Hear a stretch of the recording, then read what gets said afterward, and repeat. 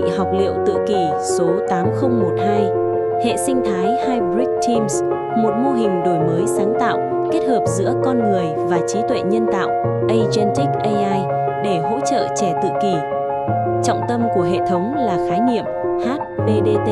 Hyper Personalized Digital Twin,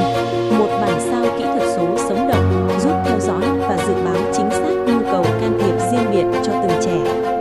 Cấu trúc nội dung đi từ việc định nghĩa các vai trò hỗ trợ chuyên sâu, thiết lập thư viện học liệu thông minh, đến việc xây dựng cơ chế đồng bộ hóa chặt chẽ giữa nhà trường và gia đình.